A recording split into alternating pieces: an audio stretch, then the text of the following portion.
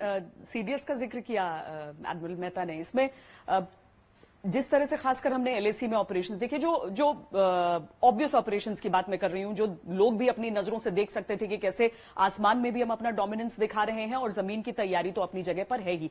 क्या वाकई आपको वो बदलाव दिख रहे हैं, वो चेंजेस दिख रही हैं? और क्या आप ये उम्मीद करेंगे एज एन एक्स चीफ भी कि एक चीज को हासिल करने के बाद हम रुके नहीं, बल्कि राफेल एक प्रक्रिया का हिस्सा बने? हम चाहे आर्मी हो, नेवी हो, एयरफोर्स हो, हमें समय के हिसाब से वो चल पा रहे हैं या नहीं? क्या अपग्रेडिंग की आवश्यकता है या फिर नए उपकरण की आवश्यकता है? उस हिसाब से हमें चलना होगा जब तक हमारे दुश्मन इस तरह के हैं। आपने ठीक कहा श्वेता जी। देखिए, जितनी सेनाएं हैं हर मुल्क की, वो ट्रांसफॉर्मेशन का जो एक प्रोसेस है उसे हमेशा कायम रखती हैं, और ट्रांसफॉर्मेशन का बेसिक मुद्दा होता है to remain ready and relevant. Ready मतलब कि जब आपको कोई टास्क दिया जाता है, कोई उद्देश्य दिया जाता है, उसको ठीक टाइम फ्रेम के अंदर उसको हासिल कर सकें। और रेलेवेंट का मतलब ये है कि जो जो जो एनवायरमेंटल कंडीशंस हैं, जो दुश्मन के पास में जो टेक्नोलॉजी है, तो दुश्मन की जो टैक्टिक्स हैं, उसकी जो स्ट्रैटेजी है, उसकी जो डॉक्ट्रिन है, उसको मद्देनजर रखते हुए आप अपनी जो ट्रांसफॉर्मेशन है उसे करें। तो ये लगातार एक कार्रवाई चलती रहती है हर मुल्क के अंदर, हर मिलिट्री के अंदर, और इसी प्रकार से इंडियन मिलिट्री में भी चलती आई है। और यही आपने देखा होगा, आज अगर एक डिटरेंस चाइना के ऊपर वो ये है कि चीन जानता है कि भारतीय सेना जो आज है वो 1962 की सेना नहीं है। तो आज हमारे पास में वो काबिलियत है। और देखिए, जितनी भी मिलिट्रीज होती हैं, मोटे तौर पे आपके जो दर्शक हैं उनको बताना चाहूंगा मिलिट्रीज क्या करती हैं, कैसे जंग लड़ती हैं। देखिए, इसके कुछ पहलू होते हैं। पहला होता है डिटेक्ट करना, डिसर्न करना, डिसाइड करना, डिप्लॉय करना और फिर डिस्ट्रॉय करना दुश्मन को।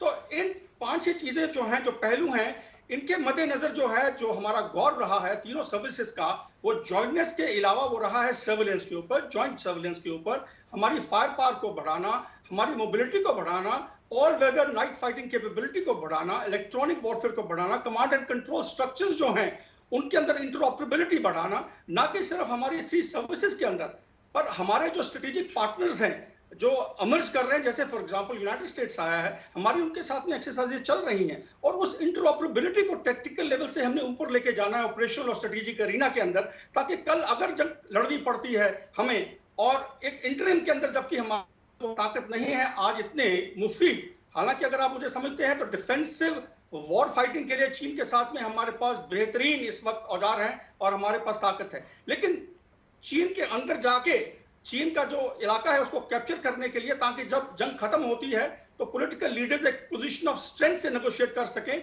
उसके लिए हमने ताकत को बढ़ाना है। तो वो कार्रवाई चल रही है एज पार्ट ऑफ ट्रांसफॉर्मेशन। लेकिन इसमें एक चीज और मैं कहना चाहूंगा, एक message to the decision makers as well, कि देखिए, हमें एक वक्त आ गया था कि लोग सोचने लग पड़े थे कि कन्वेंशनल वॉर्स नहीं होंगी।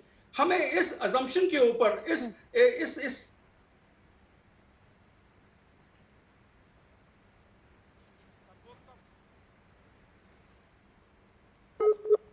दुश्मन के इंटेंट के ऊपर, क्योंकि इंटेंट तो बदल हो सकता है। देखिए, चीन का इंटेंट जो है आज से 2-3 महीने पहले बहुत बेहतर था। वो हमारे उनका दोस्ताना हिंदुस्तान का पॉलिटिकल लेवल के ऊपर, डिप्लोमेटिक लेवल के ऊपर, मिलिट्री लेवल के ऊपर बहुत बढ़िया था। तो हम समझ रहे थे कि उनका इंटेंट जो है वो इसी प्रकार से बोनहोमी का, दोस्ताने का रहेगा। लेकिन नहीं, उन्होंने इंटेंट बदली करके हमारे साथ में विश्वासघात किया, ईस्टर्न लद्दाख के अंदर आ गए हैं। तो अभी कहने का मेरा तात्पर्य ये है कि हमने जो इसके बाद में जो हमारी ट्रांसफॉर्मेशन है, वो हमने 2 चीजें दिमाग में रख के चलनी है कि कन्वेंशनल वॉर जो है वो आप राइट ऑफ नहीं कर सकते हैं, क्योंकि हमारे जो 15,000 किलोमीटर जो हमारा एरिया है, हमारे 6 उसके अंदर देश हैं जिनके साथ में हमारा बॉर्डर लगता है, जिनके अंदर जो है 2 तो हमारे दुश्मन हैं, बाकी जो है उनको चीन जो है इन्फ्लुएंस कर रहा है। तो हमें जो हमारी काबिलियत है दुश्मन की, उसको मद्देनजर रखते हुए अपना कॉम्बैट पावर को तैयार करना है, ना कि इंटेंट को। और दूसरी बात यह है कि हम जो एक राइट साइजिंग जो हम कर रहे हैं सेना की, उसके अंदर मैं ये कहना चाहूंगा कि हमें थोड़ा वेट एंड वॉच करना चाहिए, और जो मैन पावर हम रिड्यूस कर रहे हैं उसे नहीं करना चाहिए। देखिए, देश को चेतावनी अभी आनी है हाइब्रिड वॉर से, हमें बूट्स ऑन ग्राउंड चाहिए होंगे। तो हमें बूट्स कम नहीं करने हैं, हमें वो रखने हैं, और साथ ही साथ हमने आधुनिक जो टेक्नोलॉजी है उसको लेके आना है अपनी सेना के अंदर।